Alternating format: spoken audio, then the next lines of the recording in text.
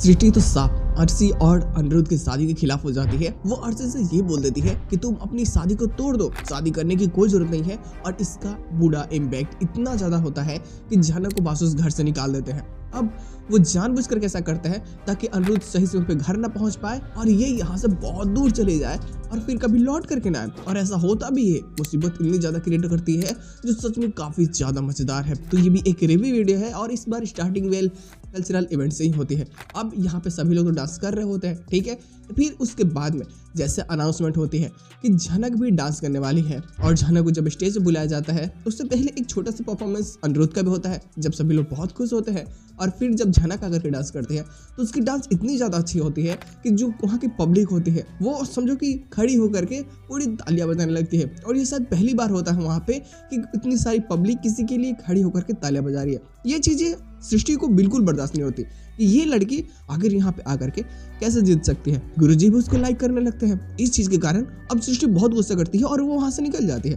हालांकि अर्शी भी उनको रोकने की कोशिश करती है कि आप मत जाओ, ऐसे जाओगी तो शायद अनिरुद्ध की भी बेइज्जती हो सकती है क्योंकि अनिरुद्ध ने ही ऑर्गेनाइज किया है ये सारी चीज़ों को। और फिर अगर कुछ हो गया तो जो मैनेजर होता है ये सभी लोग उनसे पूछते हैं तो पहले तो बहाना बनता है कि तबीयत खराब है, लेकिन बाद में धीरे धीरे जब सच्चाई सामने आती है कि छोटन लेकर के आया था तो छोटन से भी झगड़ा हो जाता है।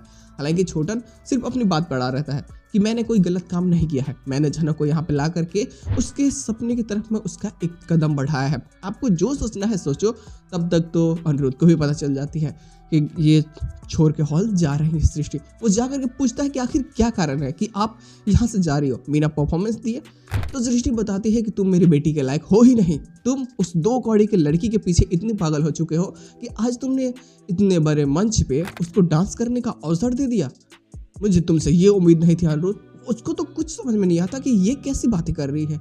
वो तो इसकी बहन है ना, मतलब अर्शी की, इसमें और उसमें क्या ही फर्क है। अर्शी तो समझ जाती है कि नहीं कुछ तो करना होगा।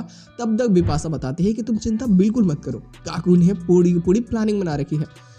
कल की सूरज उगते हैं झनक हमेशा के लिए यहाँ से बहुत दूर चली जाएगी और वो शायद उसका आखिरी समय होगा।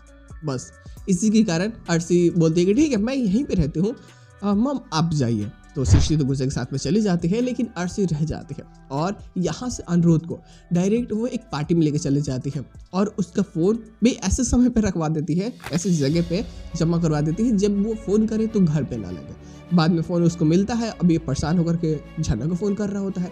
इधर में एपिसोड की एंडिंग की जाती है तो उधर झनक को भी घर से निकाल दिया जाता है। उसका सारा सामान जो होता है ये बाहर फेंक देते हैं बासुस, घर बंद, और इसको बोल देते हैं कि तुम दोबारा लौट करके यहाँ पे मत आना। अब ये भी दुख के साथ में तो यहाँ से निकलती है और एक बस में बैठ जाती है। इसको भी नहीं पता ये कहाँ जा रही है। और अनिरुद्ध जब फ़ोन करने की कोशिश कर रहा होता है ये भी चिल्ला चिल्ला करके बोल रही होती है कि मुझे एक बार सर से बात तो करने दीजिए।